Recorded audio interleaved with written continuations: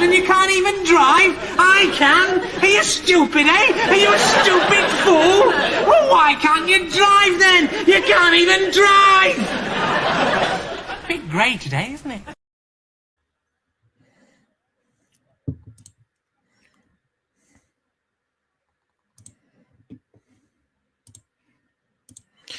Well, hello everyone, and welcome. I'm here. A little bit of a delayed reaction because I was looking at the wrong screen, so I'm a little bit behind. But welcome. I've just come back from my trip, and a lovely trip it was too. Drinking a Nescafe Gold.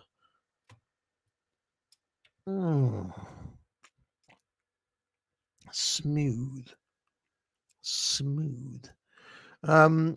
Let's if you can see me, if you can hear me, give me a 1 in the chat. Just let me know, because when you're on a solo stream, it's always difficult to know if anybody can actually hear you. Let me just get the complete works of Maxwell House open. I was going to do a review of Labyrinth today, but I just ran out of time essentially before we went.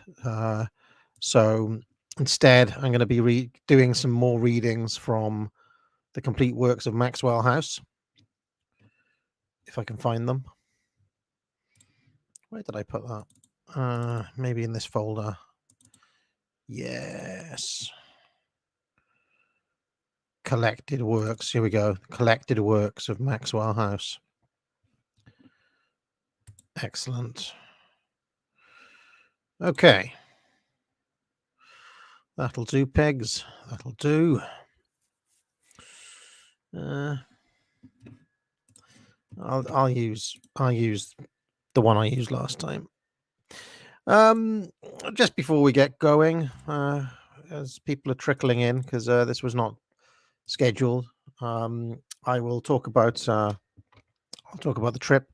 Yeah, the trip was only a couple of days, Coca-Cola, because essentially our original trip was two trips back to back. We were going to go away for 4 or 5 days, have 2 nights in one hotel, 2 nights in another hotel. But because they were all cancelled and rescheduled, we did 2 nights this week, and then we're going to have another 2 nights in another couple of weeks in the other hotel, just the way the cookie crumbled. We went to a lovely place in Dorset called Moonfleet Manor, and that's if you've got a little one, that's a wonderful place for kids. It's very child friendly. In fact, there was paraphernalia of the film Moonfleet everywhere, which stars George Sanders, of all people. So I've not seen it, but I've now become interested to see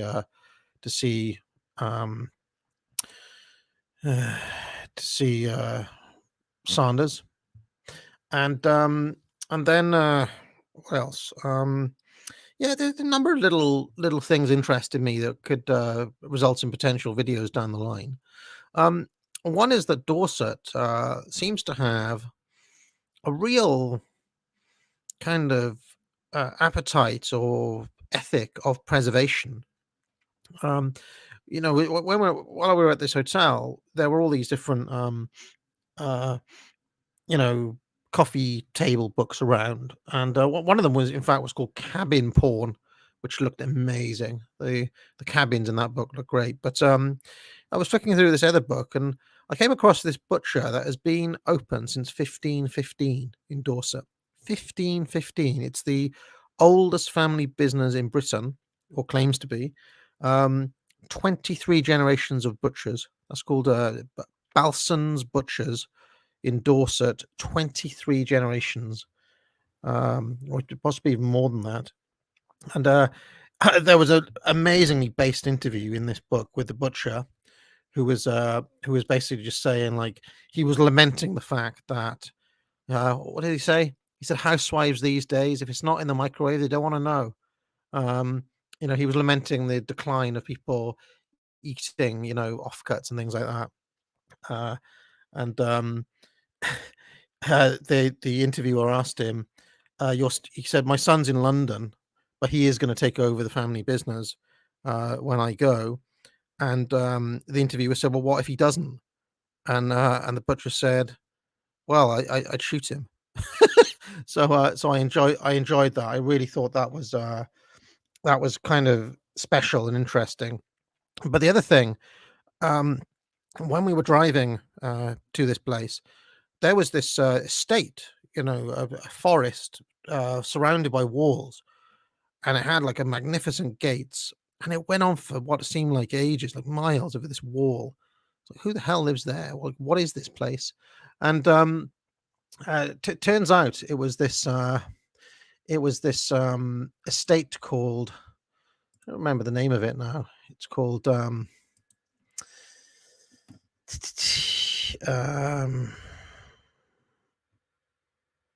was that estate called? I need to jog my memory. Just forget. Oh yes, Sharborough House, Grade 1 listed building. An estate. Well, anyway, that estate has been continuously in existence since 1086, pretty much under the same family the whole time. And I just thought, well, okay, the butcher for 23 years, but an aristocratic family keeping like something like that going since 1086 is. I've been reading Giordano Mosca's The Ruling Class, masterpiece of elite theory. And in there he says something like, it doesn't matter the time or the place. If a family can keep something going for 10 generations, everybody will see it as an achievement. Much more than that, and you're kind of entering legendary status. But this particular family has been going, all the way back to the Norman conquest. And what particularly struck me is that the current resident of that house is a man called Richard Drax.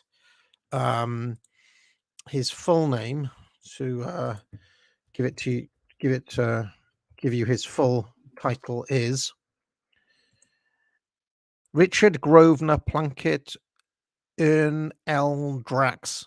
That's his name. So literally a quadruple barrel name. What I found fascinating is that he is literally the ancestral lord of that area in the original baronial residence that's been around since the 11th century.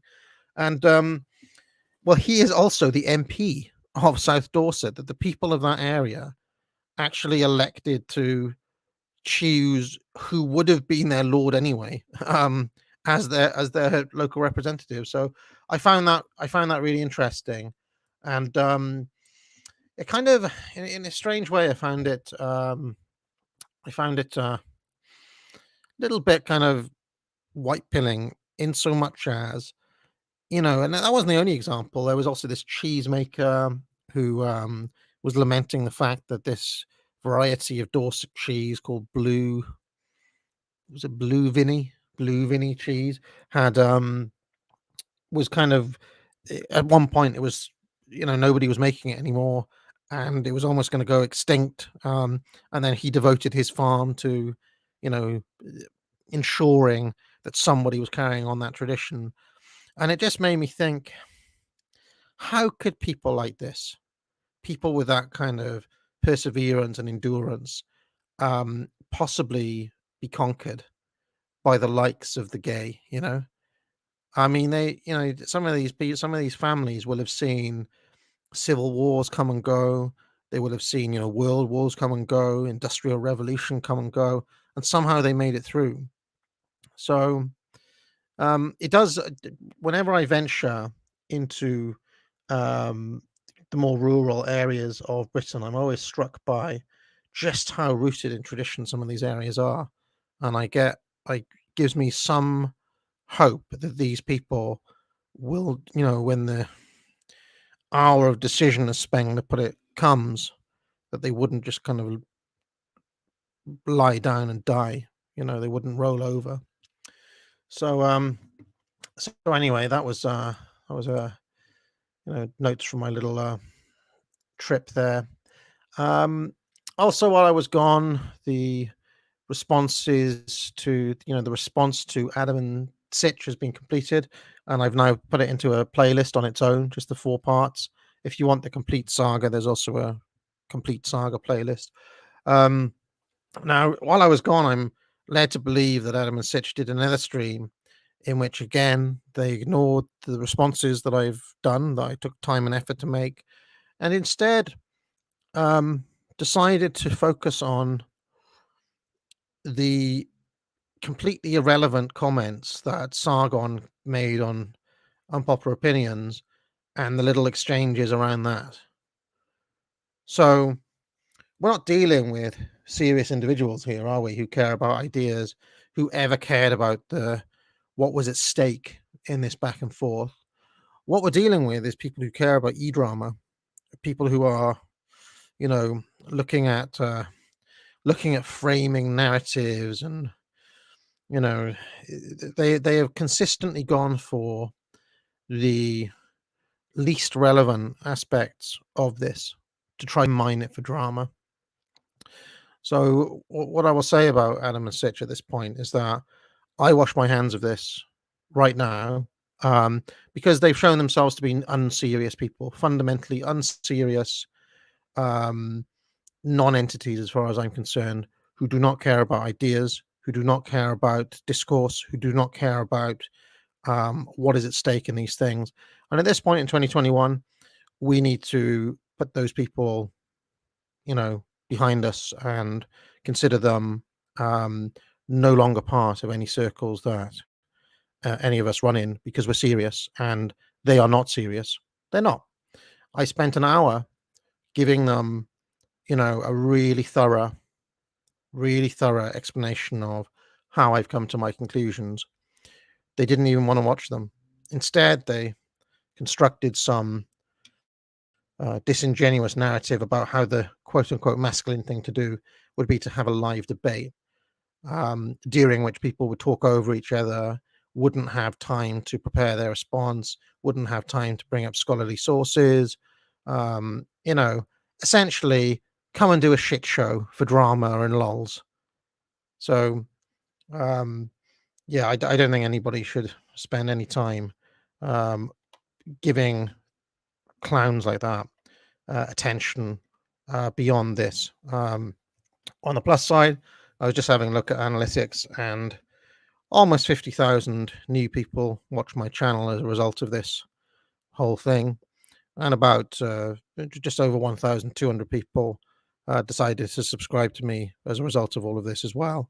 Now, obviously, I can't see what their numbers are like, but from what I've seen in the comments, they seem to be hemorrhaging a good number of people, anyone who's serious, basically, over to our side of things, which is fantastic. But yeah, I'm basically done with all of that now. It served its purpose, and I won't put those responses behind the paywall. I'm going to keep them up almost as a kind of like my version of Moldbug's open letter, because they're all kind of nice entry level introduction to more reactionary ways of thinking, and also why we think the way we do. So I think that's that. Anybody who watched those things, you can make up your own mind. I think it's pretty obvious to anyone who's been paying attention what went on there. Okay, with all of that, somebody's saying they're worse than Vaush. I mean, I've never watched even a second of Vaush, so I can't comment on that. What I do know is that in my experience, Marxists and communists can often be serious intellectuals in a way that the likes of these two bozos never will be. So I'm always more prepared to give respect to like literally a far leftist if they're prepared to show their work, essentially. So anyway, let us move on. The next thing we're going to do here is I want to read do some extracts from Maxwell House, which you can buy. It's available on Amazon still. the collected works. More people ended up buying that than I thought. And as a result, I thought, well, I'll give it another push here, given that I haven't got anything else to do, and maybe once in a while, if we're out of ideas, people can pick up there. I'll push it once in a while, So, what we're going to do is I'm going to run a series of polls, and then the polls will dictate which extract I read from. Okay, which work I read from. So let's start then. I'm going to put some. I'm not going to. I'm going to park the Adam and Sitch stuff now, if you don't mind, chat. Pretty much what people are saying there. There's just no point. There's a couple of other things I wanted to mention while it's still fresh on my mind, and I think saying it on a stream will make it more likely to happen. Which is that not next. Next Wednesday. So Wednesday, the 20th of October, is going to be Evola Day here on the Academic Agent channel. I'm going to make a guide to a buying guide to all of Evola's books, much like the one I did for Thomas Carlyle. I'm going to do a video looking at like based quotes, like I don't know, top 10 or top 20 Evola quotations, because he said some extremely prescient things.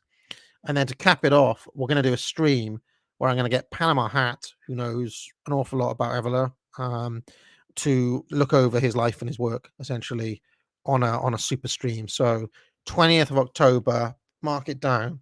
That is going to be Evola Day here on the. And if that goes well, we'll do more days like that. Well, there could be a Spengler Day or a Giantano Mosca Day or whatever else. But we'll start with Evola Day on the 20th, because I think it will be of value to people. Yes. Okay. So, D says, I thought you were away. Well, D, I actually, because Mrs. AA booked the trip, I thought we were away till Friday, but actually we're back today, as it turns out. So that's why I'm here. I didn't even know I'd be here, so hence an impromptu stream. We'll finish up on Andy Warhol next week, and then maybe the new cycle of the Deepest Law can start after that. I do want to look at Western canon on the Deepest Law eventually, but James Burnham Day, exactly. I mean, John Sun said, I don't want to hear any more about Adam and Sitch. As far as I'm concerned, that episode is over. That arc is over. There is already, you can decide yourselves who you want to listen to and support and follow and take seriously after it's all said and done.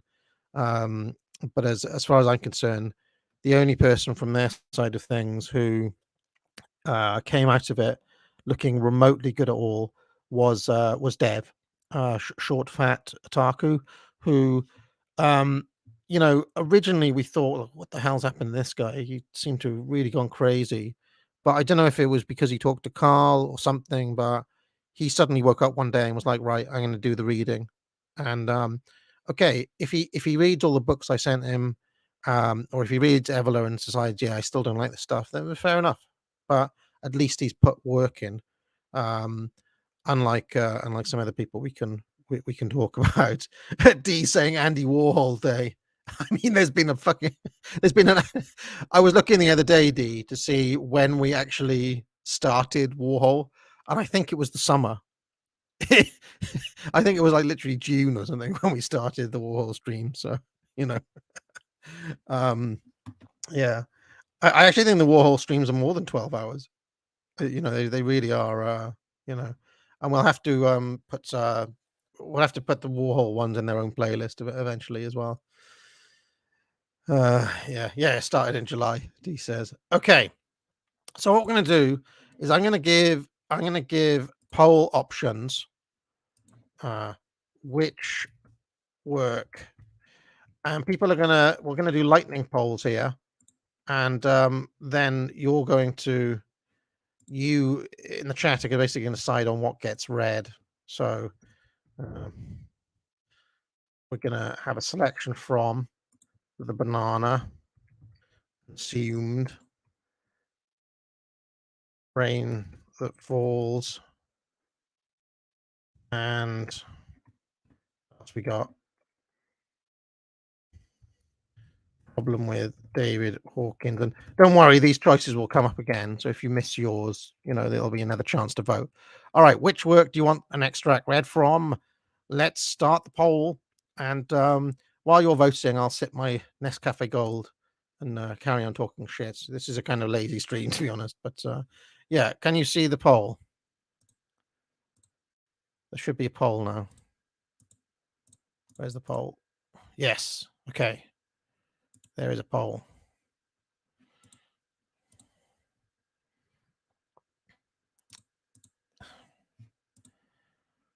So banana is no. David Hawkins is winning. Banana is winning. More people need to vote. The banana is the absurdist play. Consumed is the kind of experimental work, I suppose. The Rain That Falls is the sonnet sequence. David Hawkins is the novel.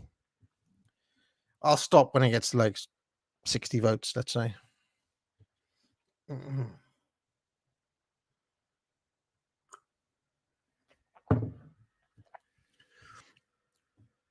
All right, end. Let's end.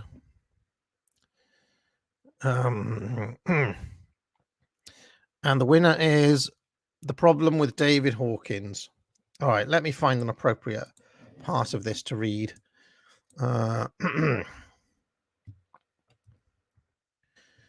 what do we want?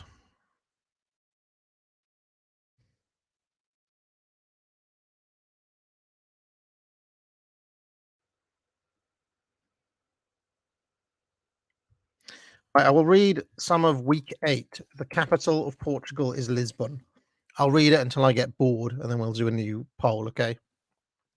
So this is from week 8 of The Problem with David Hawkins. That summer, I was hanging out with Louis and Stevens. Although by the time the novelty had worn out, I really wasn't interested in them, to tell you the truth. I spent more and more time at home and tried to exert an increasing distance between myself and my cohorts. Of course, Adam was home after his first year at Bristol, and he had already picked up that very annoying way of speaking when students first move away. Oh, that's so great. Everything I say is like a question, and I go up at the end of every sentence. Everything is cool or fantastic or brilliant, as if he spent so long trying to make friends that he forgot to come out of being an ultra nice dick that he becomes just to make friends and stayed there. Anyway, such was things that this summer I couldn't handle being around Adam for long. Adam, by the way, is David Hawkins' older brother. Okay. I couldn't help feeling that he's changed, not only in the way he spoke, but in his manner. Surely, if you are comfortable with who you were in school, then it would be logical to assume that one would return from a year away from home in an academic institution unchanged, unaltered, and yourself. Not so with Adam, it seemed to me. I resented his newly acquired character traits. Little sayings that he'd never fucking said before, such as, "Oh, that's grand." I mean, what the fuck, grand? And there's another one, brutal. If you ever think something was a bit harsh or hard, he'd say, "Oh, brutal, man." Well, let me tell you what I think is brutal, first year Adam. I think it's brutal that in school you were never quite comfortable with who you were. That you've carved out this little niche for yourself now, finally at university, where nobody has to lick boot or climb social ladders. I felt sold out by Adam. The fact is, in university, I imagine there are no social hierarchies or dominant groups. Well, in America, maybe, but not here. He goes to school since the age of 3 till he's 18, and all the things that he has become, that his social standing has molded him into, is eradicated, transformed, fucking metamorphosized into the pseudo-Australian, positive thinking, owe that to grandsaying twat who arrived home in June that year. And then there was always my parents to turn to, them and everyone else in the town who'd nothing better to do, had all turned their attentions to a valuable cause, namely badgering a local construction company to stop them from demolishing an old bakery site. I mean, this scabby old building had been there for decades. It was totally derelict. It must have acted as a home to about 1 million rats. And while it wasn't doing that, it became a convenient rubbish tip in its spare time. Up until Jerry Hurtado Construction bought the site and contracted some cowboy demolition company to knock the damn thing down. Everyone was perfectly content to drop their rubbish outside it, to piss on its decaying walls, or more probably just neglect it altogether. But now when somebody is trying to do something useful and probably build a nice block of flats there or something, it's the most important thing that ever graced the local council's agenda, the local church's agenda, the local primary school's agenda, my fucking parents' agenda. They had formed a rather pathetic reaction group with around 30 or so similarly aged, similarly classed people in league with the old biddies from the church group and all those other local community type people. Well, fuck them all. And why? Because they stand for something I hate: small-mindedness, security and routine, all for one and one for all. Hooray. Let's all stick together and stop this old bakery from getting knocked down. And then when we've succeeded and we've got it restored, and when we've installed our burglar alarm system, enjoyed the neighborhood watch scheme, complained about people who sponge off the state, but loyally pay our taxes and do our bit for society, and when we've seen our perfect smiling children through school, give them a cake and jelly for their 5th birthday, won the egg and spoon race at their sports day, congratulated them on their wonderful exam results, and we've worked 9 to 5 and just a bit of overtime for just a rainy day, a structured pension plan, life insurance, car insurance, house insurance, then we can look at ourselves and say, well, you've done yourself proud there. I've been a success. I lived my life and achieved the ultimate dream, those middle-class bastions of security, family, and good living.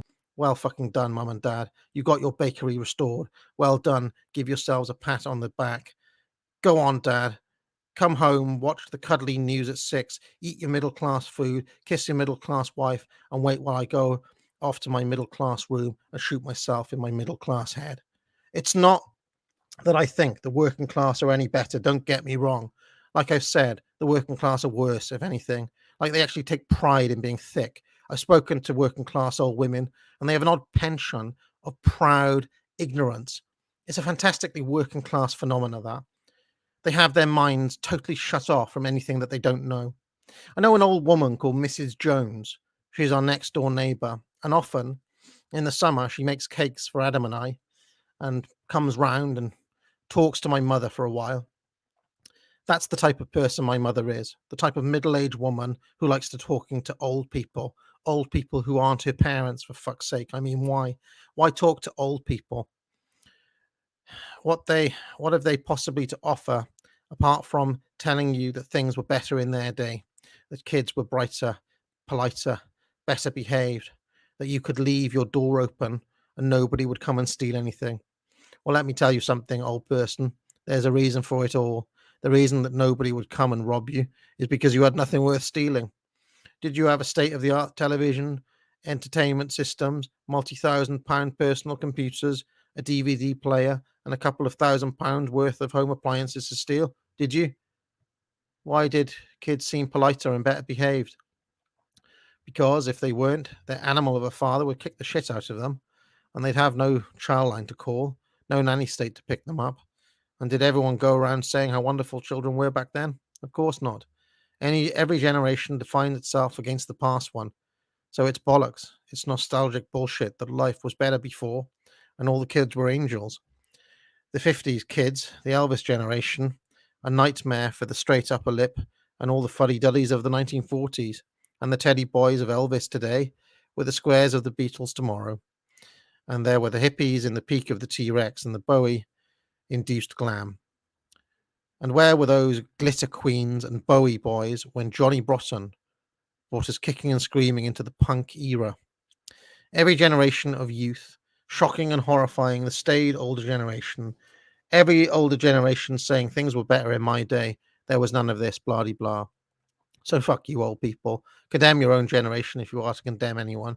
Condemn the bastards who beat up their wives, the teachers who used canes, the grandfather who told you to keep your stupid head down. But you can't, can you? You're a product of all that outdated shit, and God, doesn't it show?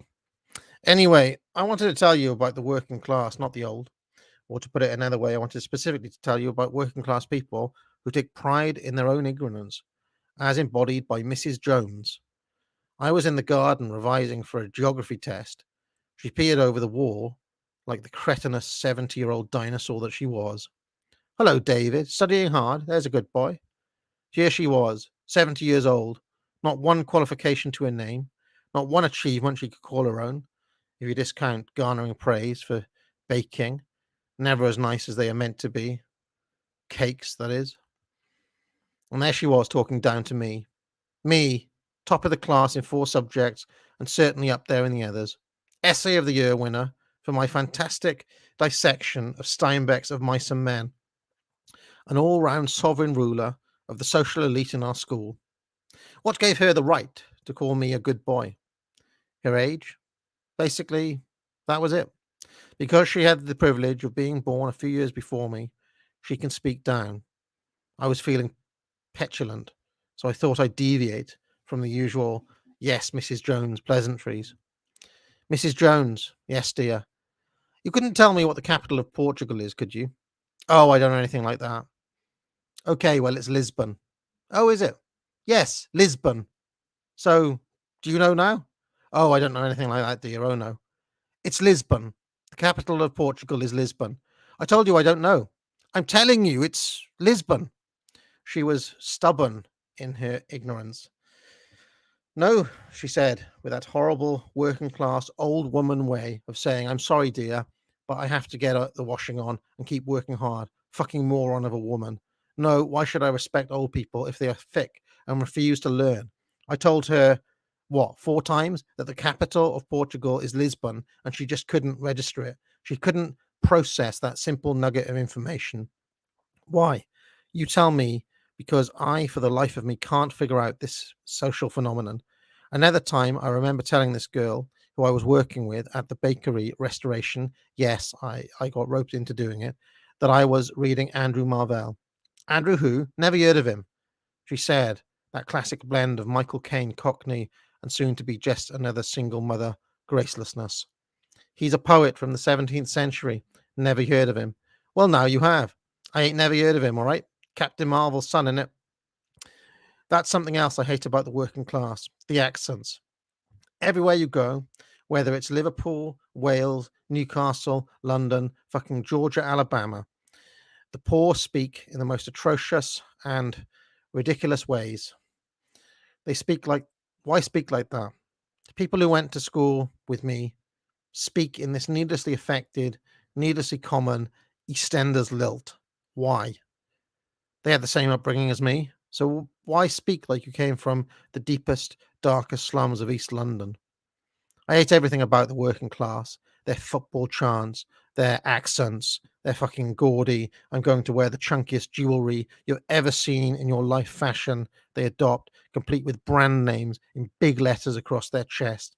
Their active pursuit of the low brow and their active denial of knowledge or related to anything that their people would ask on something like University Challenge. In a word, they are thick, tasteless, and small-minded people.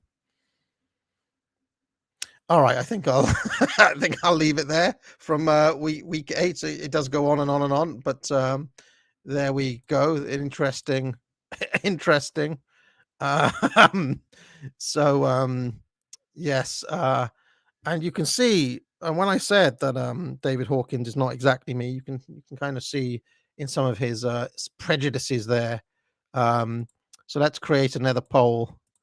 So ask a question. Which work? Unfortunately, I accidentally closed the book, so I needed to get the contents up again.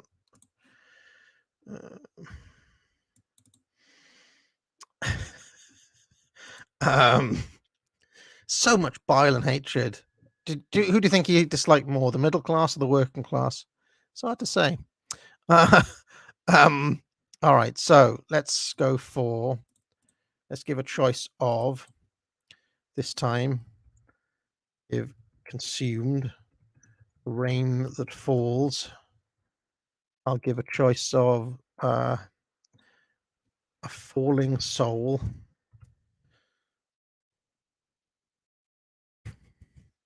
And freedom. Freedom is the weird kind of abstract play. Falling Soul is like this epic poem. The Rain That Falls is a sonnet sequence, and the Consumed is a kind of experimental version.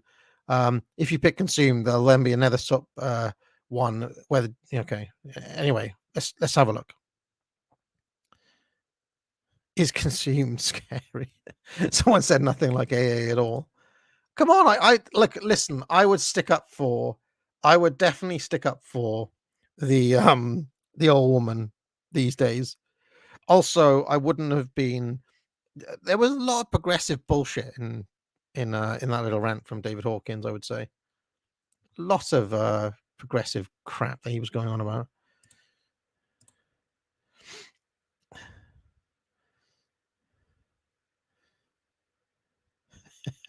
Peak Daria, yeah, exactly. The kind of pure, distilled, you know.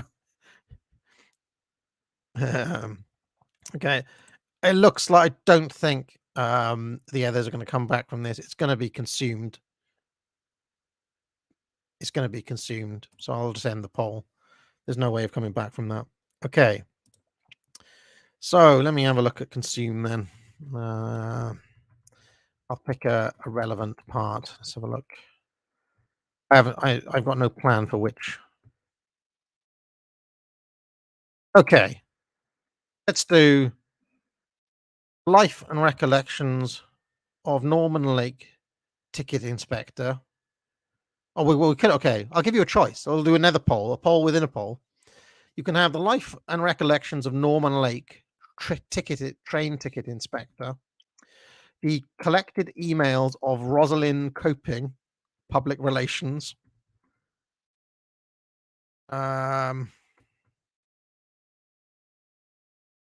or Private Thoughts of Julian Hunter, artist. So you've got Norman Lake, Rosalind Coping, Julian Hunter. I will put those in the poll. Let's see who wins.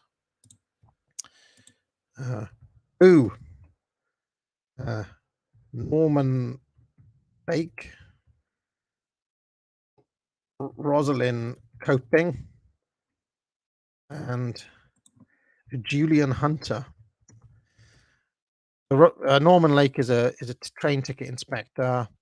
Rosalind Coping works in PR, and basically she fancies this guy, and we get to see her emails essentially. And Julian Hunter is an artist who writes poetry. Well, there is no fourth option. Okay.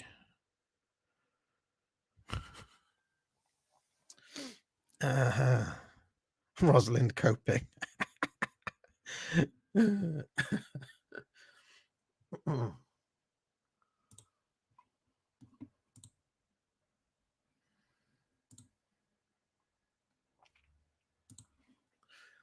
Let's see who's winning the poll. Looks like Rosalind Coping.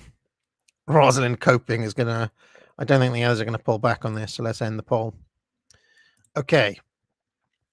The collected emails of Rosalind Coping, public relations. Subject: asking Dominic out. Can't believe I actually asked him. Ros, where's your dignity girl? I took my break at the same time. Well, I tried, but Richard wouldn't let me go for another 10 minutes. I sat down near him, but I couldn't think of how to start the conversation without sounding like a silly little girl. He smelled lovely. I think he was wearing Aramis. He was wearing that navy suit he always does in work, with his two top buttons undone. His hair sort of droops like Leonardo DiCaprio's, only darker and more wavy. Probably more like David Janola's, thinking about it. Anyway, he was basically sex on legs, basically. I was sitting there with my jacket potato and felt my face going red and hot. No one else was there, and he wasn't really saying anything. Hey, I said. It was so awkward. My hey was really weak too, like my voice was faltering. I tried to cover it up with a little cough, but the embarrassment was obvious. Everything all right? He spoke, a voice smooth as velvet that shuddered down my spine. It's got that deep English quality where he draws out the long vowel sounds. Yeah, I said, trying not to sound pathetic. Um, how are things? Who is it you're working on? I'm promoting a group of conceptual artists or something. Don't suppose you've heard of any of them? Richard Long, Julian Hunter? Shit. I thought now I'm going to seem like a stupid girl who can only type and do what Richard tells me. What was I meant to do? In the few microseconds between answering naturally and an awkward silence, I contemplated pretending to know all about them, just to plain no, or pretending I was really interested before I answered. He cut in. I don't know. Pile of wank, really. Part of the firm's plan to diversify. Now was my chance to chuckle at his superior wit, so I did. He didn't laugh himself, but sort of shrugged in a nice way. I'd got past on the initial break. I'd got past the initial break into conversation barrier. Now I just had to keep it going long enough to ask him. I was consciously trying not to play with my hair. You know, when I pull on it when I get nervous. The onus seemed to be on me to speak next. So, how are you going about it? That seemed like a natural thing to say. You know, the usual for these art things, specialist magazines, those little leaflets in museums and big signs outside the exhibition. It's a dramatic change to what I usually do. The way he said dramatic made him sound so intelligent. I could feel myself falling in love, gazing into his eyes on a starry night in heaven, sipping wine and making the sort of witty quips my mother would have been proud of. Yeah, sometimes life can get too monotonous, I said. Sometimes people just forget themselves and do the same thing every day. That's what I got into this line of work. That's why I got into this line of work, he said. You got to do something. You've always got to have, you've always got something new around the corner. The buzz is always there. This was starting to get profound. We were starting to talk about things I actually believed in. Speaking of which, he said, I have to go. The buzz is calling me. I had to act quickly, but before I reacted, he'd gone. I was left with my potato to figure out what to do next. Till next time. Roz. Subject, Wednesday night. I'd missed the perfect opportunity to ask him out for dinner, and he was too engrossed in his work to ask him in the office. Richard was being sleazy today. He calls me Rose. All right, Rose, how are you coping? I feel like spitting in his fat face sometimes. That little goatee beard, that little goatee beard he's grown really gets up my nose. It only makes his chin look fatter. Anyway, I had to meet some new clients, so I wasn't in the office long, thank God. I got in early as a result and fed the cat early just to get it out of the way. I was trying not to think about Dominic, so I did all those things you do to get your mind off something. I watched a video, but it was 4 weddings and a funeral, and obviously I spent the whole time comparing Dominic to Hugh Grant. He's a lot less stuttery than Hugh and broader. Remember when we used to watch this film just to get all teary and love Hugh Grant? Anyway, then I phoned Debs to tell her about what happened yesterday, which didn't really get my mind off it. I miss you sometimes. We were always good at getting my mind off. You were always good at getting my mind off things. When we used to play Scrabble, and I always won. Or when I used to try on every single skirt and dress that you had. I've still got the red next one, by the way. I went to bed eventually, but he was totally consuming my thoughts. I was just imagining him without his shirt on. Think of those Diet Coke adverts. I won't tell you the rest. Miss you always, Roz. Kiss, kiss. Subject, Dominic on the train. I got on the train to work, and oh my God, he was sitting there opposite me. There was this rather loud man arguing with the ticket inspector, though. He was going on about everyone getting charged double the fare or something. What this meant is that because everyone else had gone silent, I couldn't approach Dominic. The ticket inspector had a very tired look about him, like he'd lost the will to live, and the man was incessantly shouting in his face. He was annoying me quite a lot, actually. And out of nowhere, I stood up, marched up, and said to him, "Excuse me, I'd like a bit of quiet before work. So could you please calm down and give us all a break?"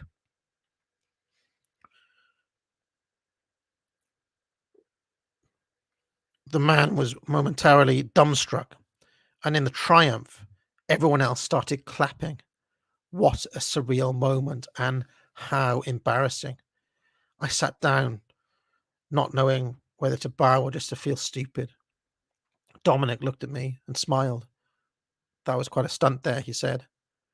I just tried to smile and said, "Hmm," not in a contemplative way, but in the sort of "I agree" way, but it's not going to say anything sort of way. When I'd gather my thoughts, I said, "So where have you been? You're not usually on this line." "Oh, I've been to Gina's for a couple of days and she couldn't give me a lift this morning." My heart sank. I felt the blood draw out of my face. "Sorry, I have to go," I said, without thinking, and quickly got up and went to the toilet. The tears streamed down my cheeks, my mascara leaving my skin sort of gritty. I couldn't go back out there looking like this, so I stayed in the toilet until I got to work. I did the best I could with a few bits of cotton wool I had in my bag, but I couldn't dab cotton wool on my heart. I was truly crushed, as if my reason for living had just been removed. I deliberately went out through another carriage and in work angled my chair so I couldn't look at him. Why is it in my life that whatever you want, you can't have? Like chocolate, you love it, but you can't have it. Look, but don't touch. Well, I'm sick of looking, Lucy. I'm sick of living on my own. I'm sick of Richard looking at my arse. I'm sick of promoting other people. Why are they so much better than me? Why can't I be the one who gets promoted? I'm thinking of getting transferred to admin because some of the people I'm working on depress me. Why did he have to have a girlfriend or fiance or wife even? I'm not looking forward to work the next few days. He's going to think I'm a right weirdo. I'm clearly overreacting, like, right? It's not like I actually asked him to go out or anything. He's probably just thinks of me as just another girl in work. I better go. Pig face. Richard is coming. Till next time. Roz. All right, so I think that'll do from there. Okay, let's have another little let's have another poll. So that was from Consumed. Let's try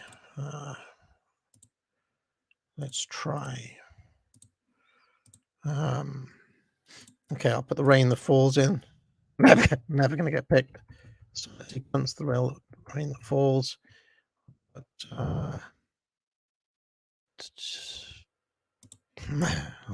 okay, the plan, the strange kind of couples warring thing, and I'll put what else can we put in there?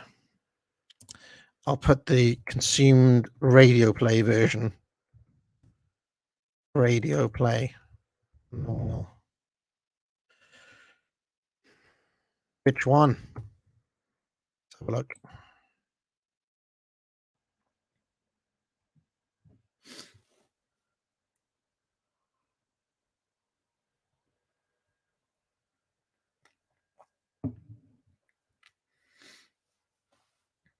Okay. Leave the votes get up to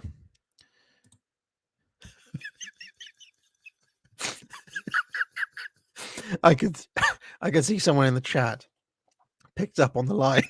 I couldn't dab cotton wool on my heart. See, the thing is, you have to get into the mindset of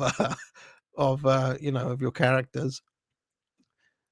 I like to think that the 19 or 20-year-old me wrote that line with love rather than with contempt.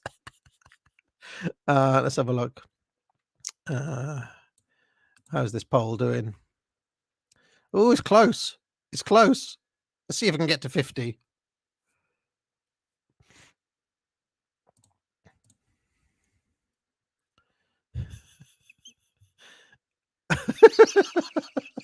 People laughing that everybody clapped. Oh, I'm loving the chat.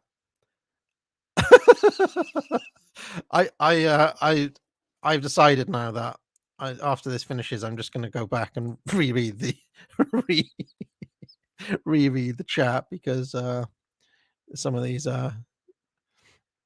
okay. It looks like the rain that falls is one after I said it's never going to win. So okay, this is the sonnet sequence. The rain that falls. Let's see. This is a rather different mode of writing.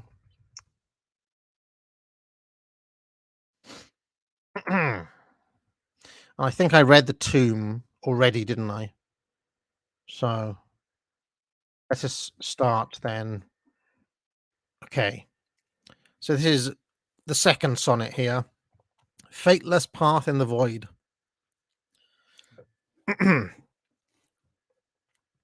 In stasis the moment does hold, for all time and for us to see. The soul drowns so that we can be a dream, an epoch to unfold into the shifting stars.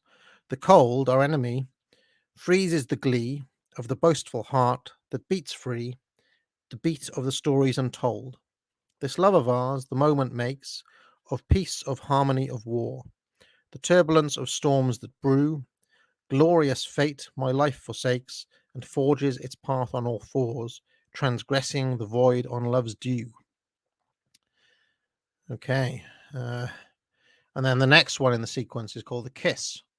I'll just do a few in a row, okay? We kiss. Your lips become sweet cherry red. Your tongue in my mouth. The words that you said are held by my words. Thus silence is shed and truth is consumed by the greater truth. Each creak of the bed betrays what we share, words best left unread, as words and feeling and meaning unwed, then bind and life's resumed. The moment is over now, we can think, which twists and mangles my heart into yours and wrenches it dry, like sweeping wind sink, into the abyss whence the demon roars. We then laugh, we then weep, like balls on chains, the pendulum swings from the fulcrum flame, where night ravens perch, where the dove is slain, where chaos reigns, where two souls are the same. So that is the kiss there, and just having a look, you can see that I'm playing with. That was an Italian sonnet, I believe, or a variation on the Italian sonnet, because it goes because of it ends with the set. Uh, it ends with 6 lines, you know, the set stet. Whereas the English sonnet ends with a couplet typically. So that's an Italian sonnet. The kiss there. All right, number 4, coffee. We went for a coffee to discuss our future together, why it doesn't work. Your concerned little face, perplexed flower, pierce my rationale, foot into dirt, precise argument, all turning to dust, desire your legs, all turning to lust, clothes become a hindrance, knickers and all, rewind to when we had sex in your hall, sex in the kitchen, on the bedroom floor, over the table and against the door, sex in the night, in morning some more, over and over and then on all fours, drinking that chocolate, trying not to care. To tell you the truth, I could have shagged you there. So a different variation of the sonnet there. That one basically about trying to have a coffee, but you know, the mind becoming distracted, so to speak. Number 5, sleeping with you.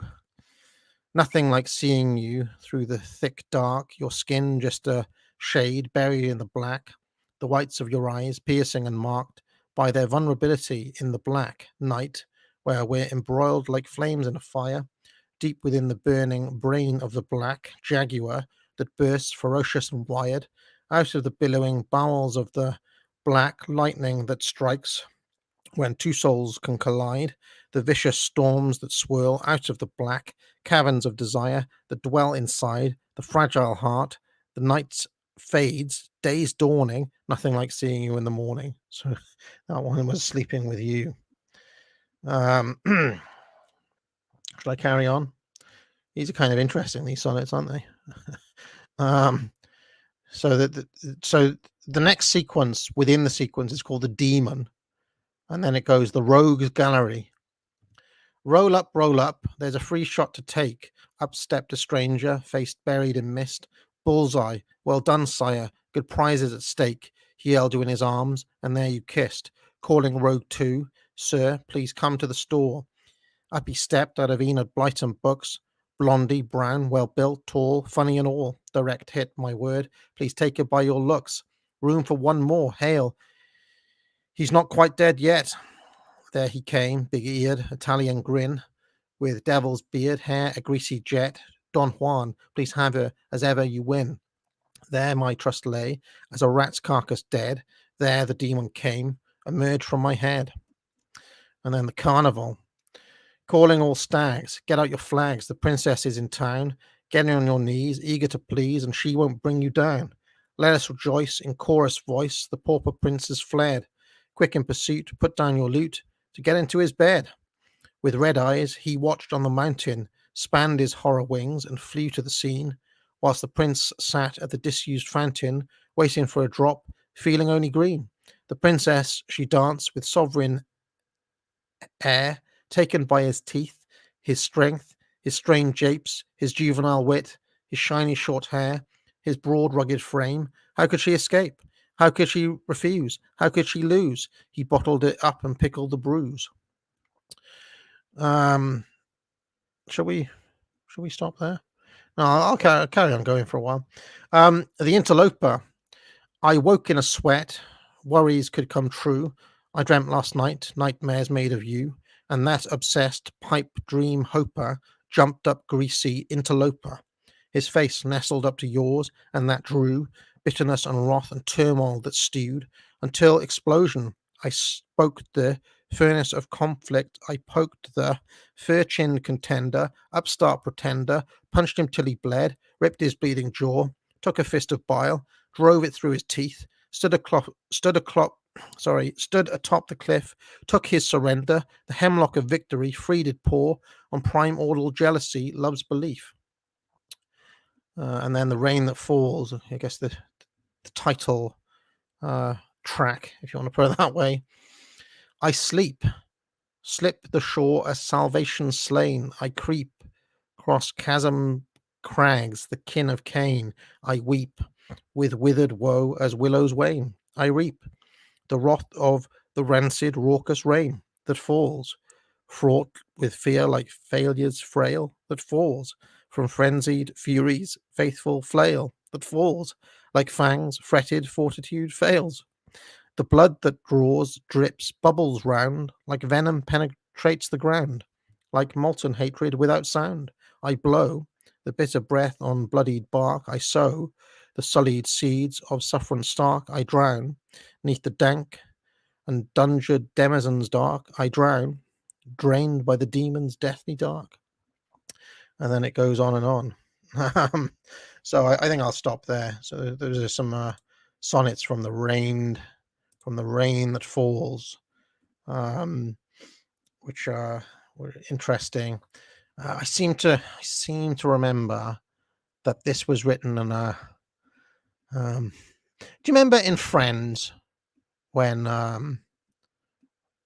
Ross said we were on a break? Do you remember that? We were on a break. Do you remember that whole thing? I think I'm pretty sure that all of those came when we were on a break, so to speak. So there we go. So let's have a go for the next. I mean, somebody's saying turn them into a prog thing. I mean, they could easily, you could easily make them into. I reckon you could make it easily into a heavy metal album or something like that. Anyway, you're like a double LP with snow that falls. Okay, let's go for which one? Let's go for the K. Go for the plan. I think this will be the last one, and then we'll I'll bow out there, I reckon. Decay, the plan. We'll go for consume the radio version again. Radio version. And then go for the snow that falls. The follow-up and much bitterer sonnet sequence from years later.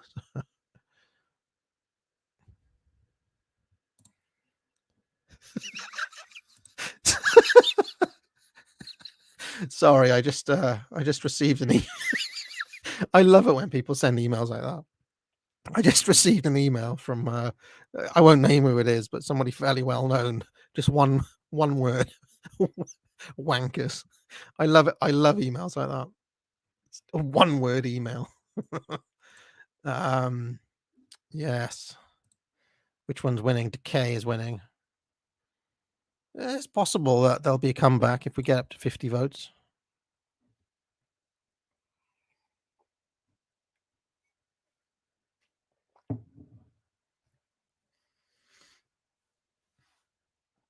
I tell you, people are debating the influence of various different people on my sonnets. I mean, it really depends on the sonnet in question because I played around with many different forms at that time. But where was the bit which went? Hold on. There was a bit that I was like, yeah, I know where you got that from. Where is it?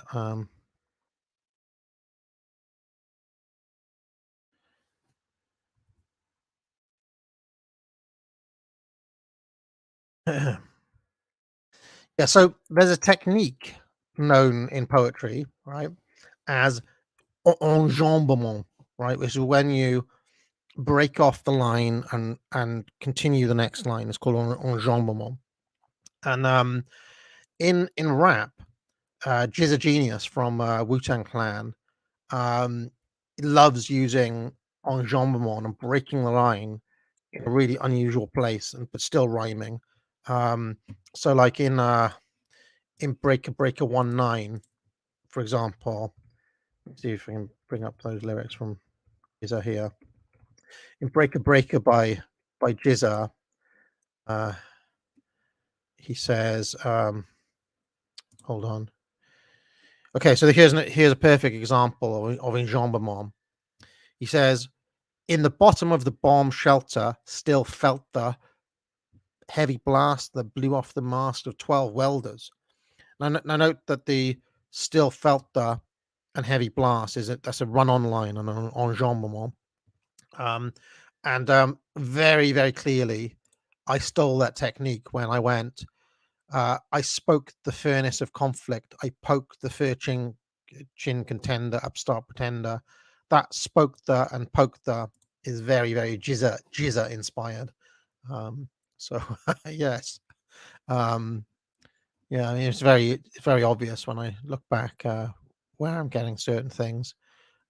Most of my influences, I have to say, are not from popular music. They are from actual literature. But there we go. All right, so enjambment, yeah. Okay, so which one? It is Decay that has won. We have reached the 50 mark. Del Boy pronunciations, yeah. I'm not good at doing French words, so just assume it's wrong. However I say it, it's obviously wrong. All right, so let's do a bit from Decay.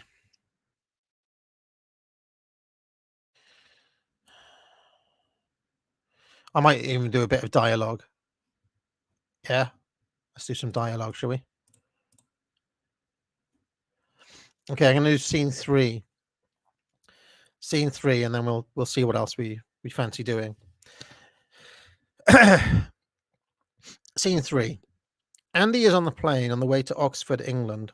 He is to read for a PhD in political theory at the university there. Presently, an air hostess is making her way down the aisle. Andy occupies a window seat. Next to him sits an obese 20-something with a beard that is not thick enough to cover his double chin, and evidence of egg stains down his faded Black Sabbath T-shirt. Andy contemplates him momentarily before realizing that he probably isn't worth the hassle of engaging with, and turning his attentions to the window. Finally, the air hostess arrives to address the obese teenager. So the air hostess, she is British and fairly well spoken. Can I get you anything, sir?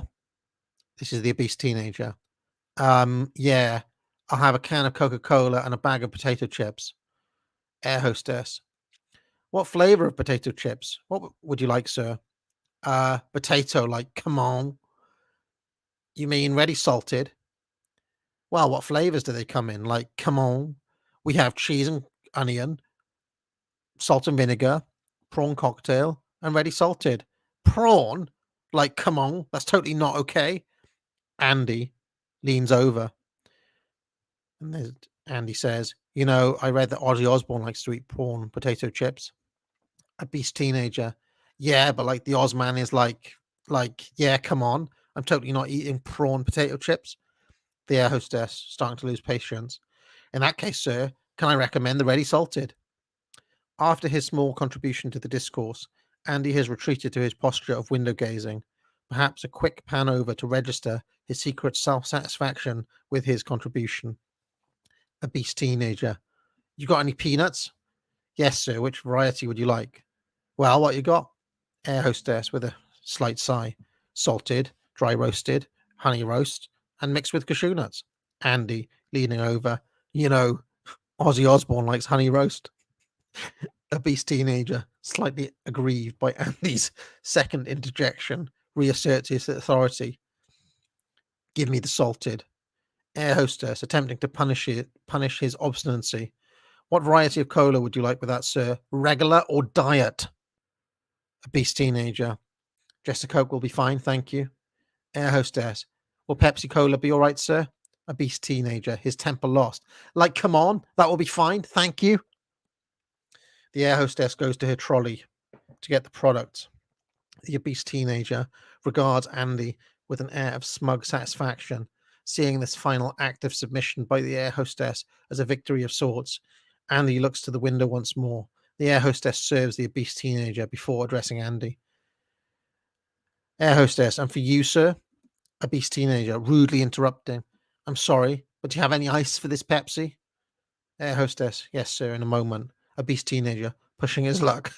And a straw as well, please. Air hostess, yes, sir. Andy, attempting to achieve some sense of rapport with the air hostess. So this is Andy. Yeah, I'll just have a coffee, please. Black, 1 sugar. Air hostess, can't wait to move on. Yes, sir.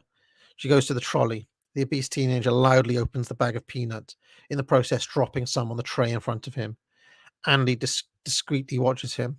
The air hostess is ready. She produces the coffee and a glass filled with ice and a straw. Air hostess, there you go, sir. And a coffee for you. Have a nice flight. She moves on. Andy is left with the obese teenager noisily eating peanuts, who swigs his Pepsi and loudly belches. Andy fiddles around for a pair of earphones, plugs them into the arm of his chair. Scene sounds fade out, and Duran Duran's Save a Prayer comes booming through. Hold shot of Andy listening to the music for a moment before a cut to the first montage sequence. Footage of Ronald Reagan in conference, Fidel Castro, mass Cuban immigration to Miami, Florida, Al Pacino with Scarface. Jump back to Andy looking out of the window. Don't say a prayer for me now. Save it till the morning after. As chorus goes into synth sequence, cut to the second montage. Footage of the 1979 Iranian Revolution, Khomeini, Iranians beating their backs, Saddam Hussein, Reagan in conference, missiles, marching Iraqi troops, oil tanker exploding. Cut to footage of Japanese businessmen, Italian football team with Jules Rimet trophy, Hulk Hogan as wrestling champion, waving an American flag, stockbrokers in Wall Street, Dick Cheney meeting with the House of Saud, famine in Africa. Jump back to Andy, scratching behind his neck. Don't say a prayer for me now. Save it till the morning after. With the second synth sequence, start third montage, footage of Osama bin Laden in Afghanistan, Taliban firing missiles over Soviet border, cut to stock footage of Lenin addressing crowds, Close-up of red Soviet flag, cut to footage of women with perms and shoulder pads, Boy George, Village People, Freddie Mercury, Michael Jackson, Sly Stallone, Ronald Reagan at a conference, cut to footage of Margaret Thatcher making a forceful speech, footage of Diego Maradona playing football, Thatcher, battleships near the Falkland Island, images from Evita, Thatcher, battleships firing, Thatcher, overhead shot of Oxford, town of wandering spires, jump back to Andy, who is now sleeping. The song should have finished. Fade to black. And I think let's do the next scene as well before we get out of here. Scene 4. Andy is in Oxford. He is in the main hall at Oriel College, a very large room with stained glass windows and paintings of dead white men on the wall. Amongst them, Sir Walter Raleigh, Cardinal Newman, John Keble, and Matthew and Thomas Arnold. Down the middle of the room are 3 long tables, each flanked by long benches a la Harry Potter. At these tables are sat rows upon rows, 6 in total, of young men in tuxedos, over which they wear academic gowns. At the head of the room, under a massive portrait of Edward II, and on a raised platform, is high table, at which are sat 6 Oxford dons, all white, all male, and in their 60s, if not older. The boys are singing or shouting toasts of rowing victories. Floreat Oriel. They are teetering on becoming rowdy. They are eating dinner. This consists of game, perhaps pheasant, roast potatoes, roast parsnips, and broccoli, all of which is covered with gravy. Andy is sitting in a corner seat and does not appear to be enjoying himself. He is clearly not a part of the present celebrations. After the camera has established this, it should survey the faces of the dons. The following descriptions should be apparent with only a shot or two. As the camera moves from face to face, each don should say, "Yes," in a crisp and posh Oxfordian accent. An ambitious director might wish to employ freeze frame here with captions such as Prof. Hartley, Provost and Economics Tutor appearing on the screen, but this is not absolutely necessary. Sitting in the centre of the table is the Provost, Malcolm Hartley. He is of robust frame without appearing overweight, and his face bears the marks of 1,000 parties and candlelit dinners with wine. He is the picture of middle-aged contentment. Perhaps his nose is starting to redden. His subject is economics. To his left sits Professor Goldsmith. He is older, fatter, redder, and more opinionated. His subject is history. On Goldsmith's left is Professor Kirby. He is very old, with a white moustache and glasses. He shakes with age. Kirby teaches medieval English. It should be noted here that Goldsmith makes no attempt or effort to speak to Kirby and sits almost with his back to him, facing Hartley. To Hartley's right is Professor Simpson. His face is gaunt and dusty, and his body thin and skeletal. He wears round, steel-rimmed glasses and is rather austere in demeanour. He lectures in politics and is Andy's supervisor. To Simpson's right is a more obviously outgoing character. His head is bald and his nose is bulbous and red. This is Dr. Graham, who teaches mathematics. To his right is a much younger man, possibly in his late 30s or early 40s. He is thin and effete, with arched eyebrows and a pouting mouth, and his expression is one of almost permanent disdain. He wears a sharp, navy blue pin-striped suit, which stands out. This is the college's resident theologian, a man of supreme intelligence and a barbed wit. Presently, Goldsmith has raised his wine glass and clinks it with a spoon for Hartley to make a speech.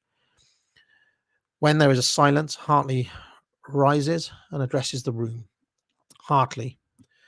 I've never liked making long speeches, and I'm not about to break the habit of a lifetime now. All I wish to say is that you boys are all very privileged to be studying at an institution of such world renown, and that this college, which has stood for 700 years, is privileged, no, honoured, to be the home of such a collection of talented and intelligent individuals. There is cheer and applause. I know that all of you are currently engaged in the various stages of inebriation, and that inevitably follow victories on the river. I remember once that I sat there where you are now sitting, listening to an old fool like myself speak of pride and privilege. You will remember these days for the rest of your lives. All I have to say as provost is make sure you work hard and as far as possible enjoy life while it lasts at Oxford. or experience will be uniquely your own, but I can promise you that you'll keep it with you for the rest of your lives. So there is little left to say, but Floriet Oriole. And everybody raises their glasses. As the toast reaches its climax, suddenly, as the toast reaches its climax, suddenly somebody throws a potato across the hall.